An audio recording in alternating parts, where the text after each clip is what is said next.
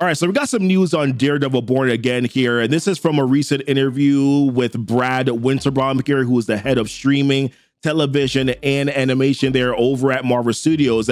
Now, what he said here is that Daredevil Born again is described as being as problematic and scary as the world of Game of Thrones. And he expands on what exactly that could mean here a little bit further on in the article. He mentions that imagine if New York City was as intricate and problematic and as scary as the world of Game of Thrones.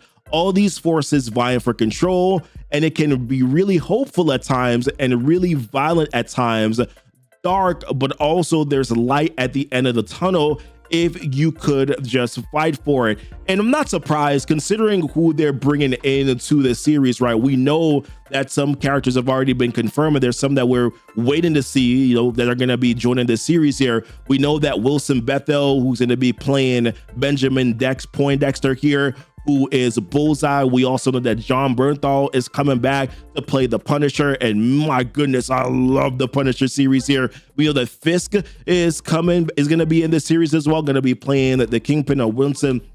Vincent is coming back here to play that character, and this character is going to be running for mayor, right? And that, of course, is going to bring in its own sort of brutality with it here. So I think it's a good decision for them to go in this direction. They also mentioned too here, Brad mentioned here in this interview that as it pertains to like the action in the series, that he says, I'll tell you, some of the most brutal action we've ever brought to the screen is coming in Daredevil Born Again, which isn't a horror show, but really it packs a lot of power, and there's a lot of visceral action, to say the least, which once again, that's very good. I mean, come on, you based on what we saw in the Netflix series, right? How gritty and how brutal some of those fight scenes were. One of my favorite scenes in that thing is Daredevil's famous one-take fight scene here, the prison break fight scene. A lot of us remember that fight scene here. Was one of the best fight scenes I've seen, and probably the brutal fight scenes I've seen on a TV show here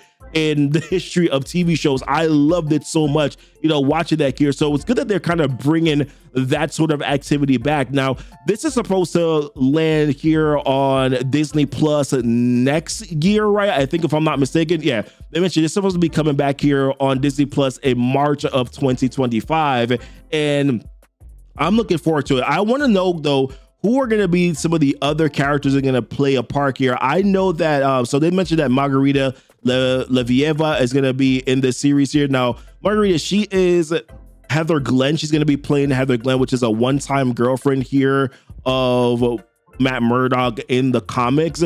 And her father was Maxwell Glenn. And Maxwell Glenn here, he's not a typical villain per se, but he was controlled by Purple Man, right? And Purple Man, under the influence of him, was able to, and we remember Purple Man from the Jessica Jones series, under his influence, he committed a lot of crimes, you know, in that series. So I feel like there's going to be more characters that are going to be showing up here that we haven't even seen yet. Some have already been rumored that are going to be playing a part here, because it's talking about powers vying for control. It can't just be, you know, Punisher. It can't just be, you know, Bullseye. It has to be some other ones, not just be Fisk. There got to be some people here who are going to be trying to position themselves under Fisk, you know, or attach themselves to Fisk as well to be able to get a piece of that pie. So listen, what do you think about this information here? Leave it down below in the comments. Like and subscribe for more on the channel. And as always, thank you so much for kicking it here with Before the Buzz. All right, bye.